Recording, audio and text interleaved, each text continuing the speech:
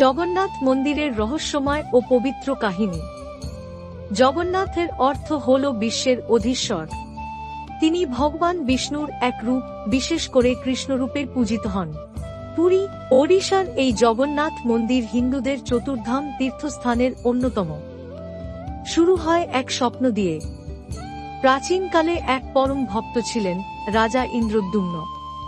তিনি ভগবান বিষ্ণুর এক অলৌকিক কাঠের মূর্তির স্বপ্ন দেখেন, যা সমুদ্রের জলে ভেসে আসছে। এই দারু ব্রহ্ম দেবতার আত্মাস্বরূপ পবিত্র কাঠ খুঁজে পেতে রাজা যাত্রা শুরু করেন। অবশেষে একদিন তিনি দেখতে পান এক বিশাল আভাযুক্ত কাঠ সমুদ্রতীরে পড়ে আছে।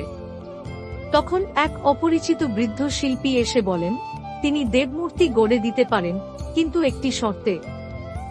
21 দিন দরজা খোলা যাবে না, কেউ ঢুকতে পারবে না। রাজা ও রানী রাজি হন। কিন্তু দিন যেতে থাকে। ভিতর থেকে আশ্চর্য শব্দ শোনা যায়, আর 15 দিনের মাথায় রানী দুশ্চিন্তায় দরজা খুলে ফেলেন। তখন দেখা যায় মূর্তিগুলি অসম্পূর্ণ, হাতে পায়ে কোনো আকৃতি নেই।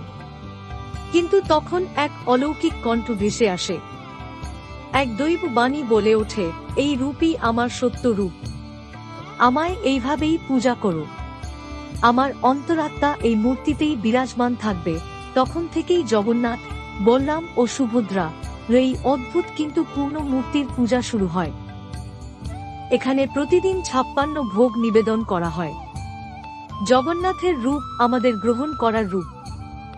ভগবান জগন্নাথের এই অসম্পূর্ণ রূপ আমাদের শেখা ঈশ্বর রূপের দ্বারা নয়, বিশ্বাসের দ্বারা অনুভবযোগ্য। এই মন্দিরে ঈশ্বর স্বয়ং অসম্পূর্ণ রূপে বিরাজ করেন, কিন্তু তাতেই রয়েছে ভগবানের সম্পূর্ণতা।